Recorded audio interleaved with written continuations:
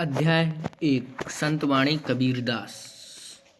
कबीरदास का जन्म सन 1398 ईस्वी में हुआ। इनकी मृत्यु सन 1518 ईस्वी में हो गई।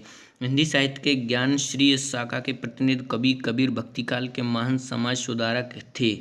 उन्होंने समाज में व्याप्त छुआछूत, धार्मिक अम्माड़बर, ऊंचा नीचा एवं बहुतेवाद का कड़ा विरोध करते हुए आत्मविश्वास सर्वभूतेषु के मूल्यों को स्थापित किया।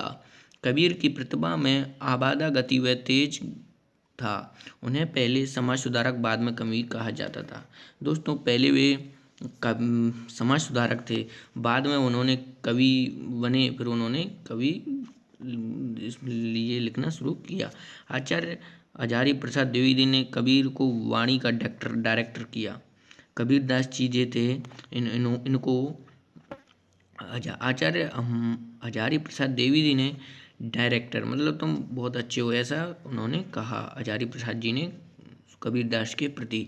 कवि ने अपनी सपाट वाणी एवं तटस्थता से समाज सुधारक के लिए जो उपदेश दिए, उनका संकलन अनेक शिष्य धर्मदास ने किया। उनके शिष्य धर्मदास भी थे, ऐसा लिख देना है। कबीर की रचनाओं के संकल्प के बीजक कहा जाता है। कबीर की रचना है, उनकी संकल्प बीजक कहा जाता है। बीजक के 3 भाग हैं, साखी, शबद व रैमनी। संत काव्य परंपरा में उनका काव्य हिंदी साहित्य के अमूल्य निधि है। अब देखो दोस्तों, इन श्लोक ये 2 हैं, इनको हिंदी अर्थ करते हैं। देखो, त्याग तो ऐसा कीजिए सब कुछ एक ही बार, सब प्रभु का मेरा नहीं नियच किया विचार। प्रसंग में लिखना है कि कबीरदास जी पाठ अध्याय 1 सृजन में पाठ 1 के इसमें भाव उत्पन्न करना चाहते हैं, त्यागने का। अपने मन प्रेम से, आत्मा से, दिल हृदय से अपना पूरे को त्याग देना चाहें। त्याग के बारे में इसमें कहा गया है।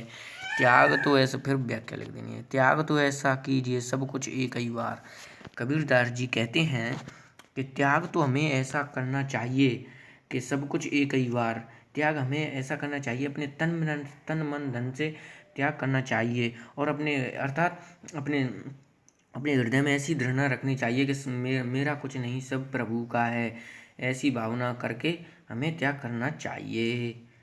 दूसरा देखते हैं। दूसरा देखते हैं। सुनिए गुण की वार्ता, ओगन लीजिए नाई, हंस चीर को गहत नीर सो त्याग जाई। सुनिए गुणों की वार्ता, गुणों का महत्व समझिए, गुणों को अवशोषित कीजिए और अवगुणों को निष्कासित कीजिए, ग्रहण मत कीजिए। जिस प्रकार ऐसे सूरदास जी कहते हैं कि गुणों को ही ग्रहण कीजिए, अवगुणों को ग्रहण नहीं मत कीजिए। जिस प्रकार हंस दूध और जल को मिला देते हैं और दूध को पी जाता है, जल को छोड़ देता है, इसी प्रकार तुम मनुष्य के बारे में कहा है कि तुम अवगुणों को मत ग्रहण करो और गुणों को ग्रहण करो, ऐसा कहता है। छोड़ जब अभिमान को सखी भया सब जीव, भावई कोई कछु कहे मेरा ये निज पीव।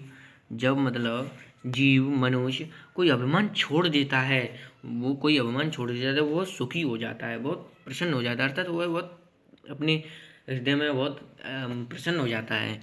भाव है कोई कछु कहे, भले ही उससे कोई कुछ भी कहे, परंतु उसे अच्छा लगता है, वह अपने हृदय में प्रियतम से निर्णय कर लेता है, जात प्रियतम से ग्रहण कर लेता है, ऐसा इसने सूरदास ने कहा है। फिर चौथा श्लोक देखिए दोस्तों।